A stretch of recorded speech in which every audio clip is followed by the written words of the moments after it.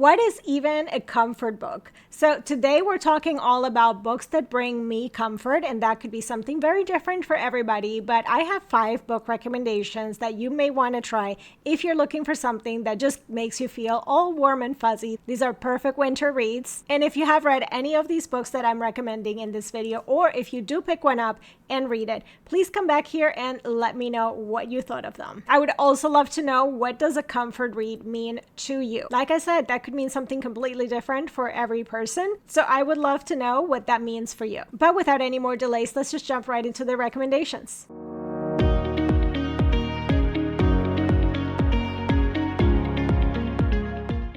I have a hodgepodge of stuff to share with you guys. So comfort to me, much like what Victoria was saying, is about something that I would reread. I don't reread often. So for me, it has to be something where it's either an author that I really love, or books that really made an impression, books that I will remember where I was when I was reading it.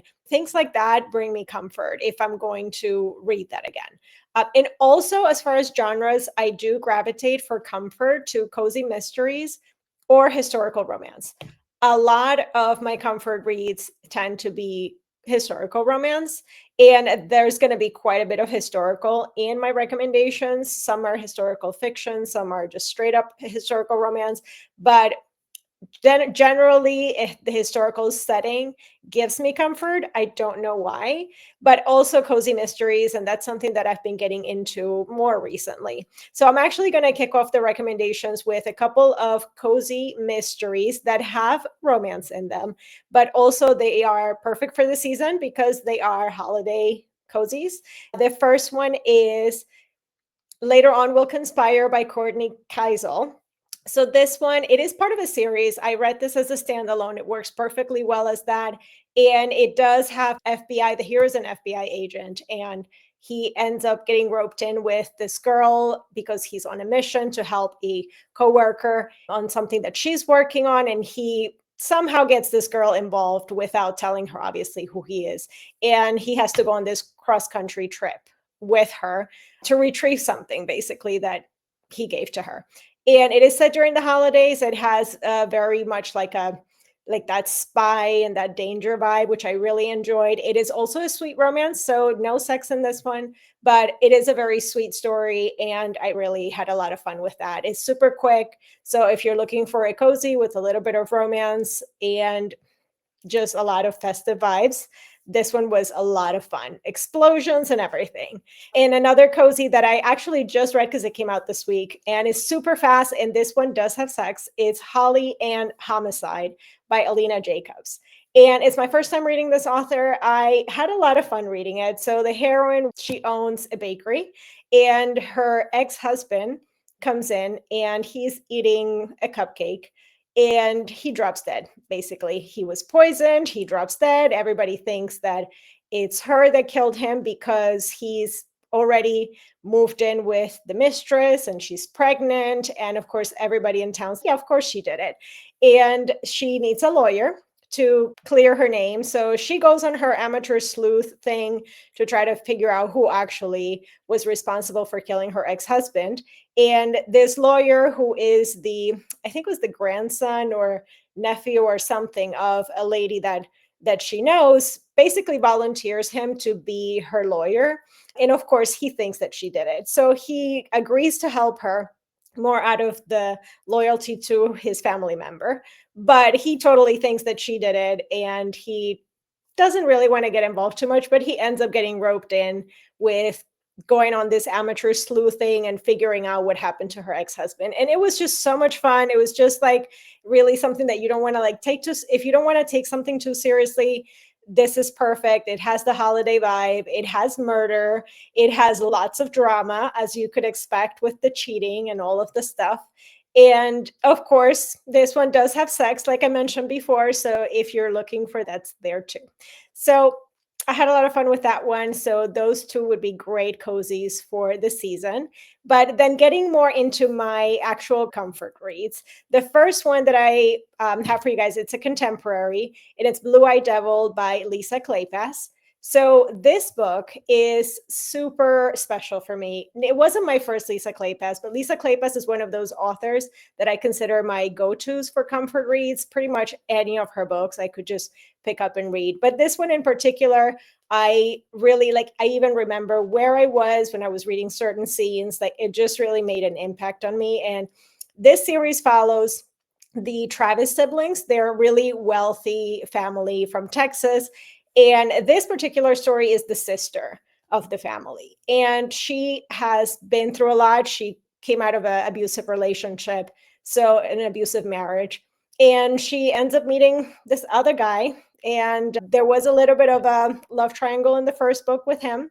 So they have to have this basically relationship with a lot of healing, and there's just a very comforting and soothing thing about how their relationship grows and develops, and how he really helps her get like really comfortable with herself more so than getting into another relationship. So I think that was really important to see. And it's just a book that it's just so special. I really love it. And in fact, I was talking to Kelly recently this week about this book. So it came to mind immediately when I thought about comfort reads. So definitely one that I highly recommend, or anything by Lisa Kleypas. The second book that I have is Garden Spells by Sarah Addison Allen. Again, any book by Sarah Addison Allen is basically something that you should pick up for comfort reads. One of the things that I love to read also for comfort reads is magical realism. And this book is a magical realism book. And it's basically the story about two sisters. One of them stayed home in the house that they live in a small town, and they have a reputation, family reputation, because they have this magical thing about them. And they have a magical garden, and there's this apple tree in their backyard that basically they infuse cooking and things like that with emotions and all of this stuff. So the townspeople know a little bit about it, and it's given them a sort of reputation.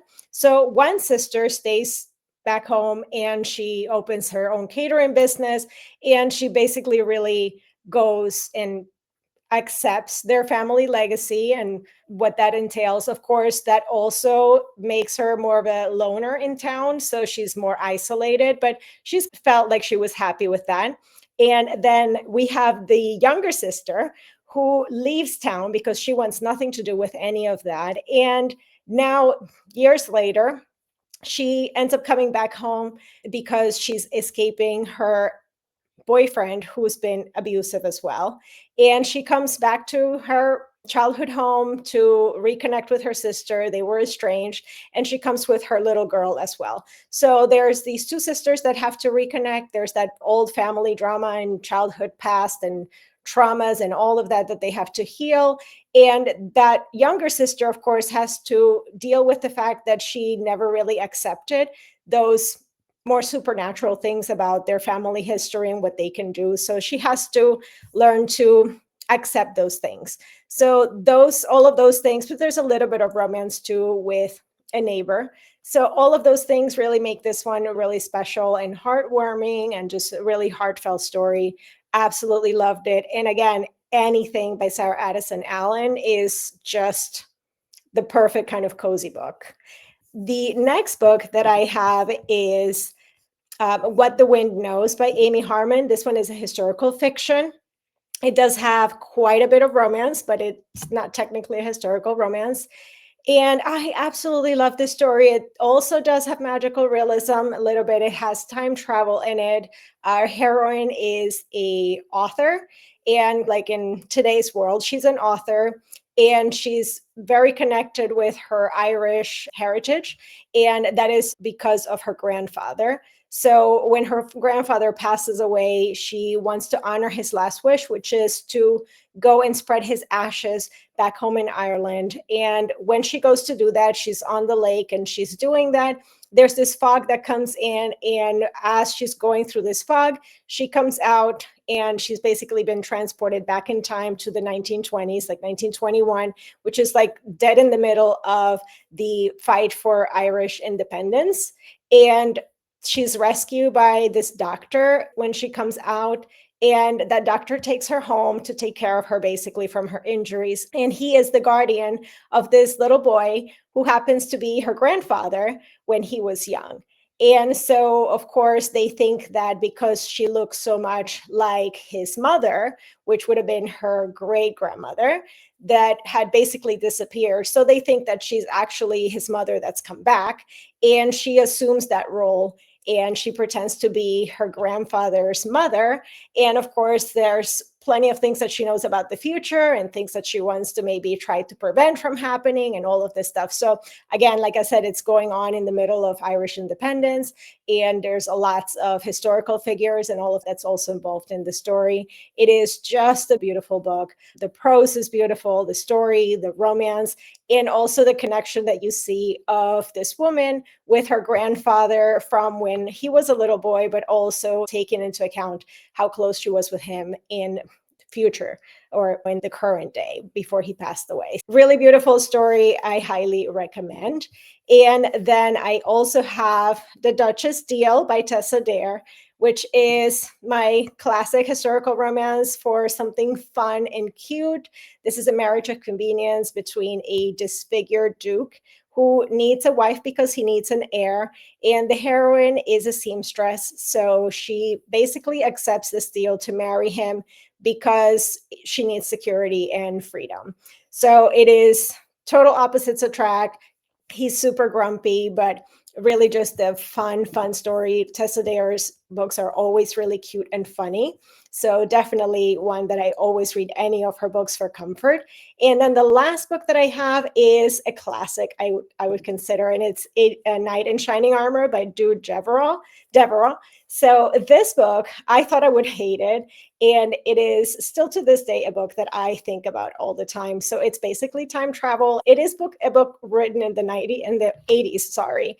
And it's about a woman that gets left on vacation basically by her asshole boyfriend, and she's crying at this church, and this knight appears in front of her from the 16th century, and she has to help him basically figure out what happened to him so that he can go back in time and fix it, basically. And you have this medieval knight running through the streets of today's world, and let's call it today's world, but it is the 1980s.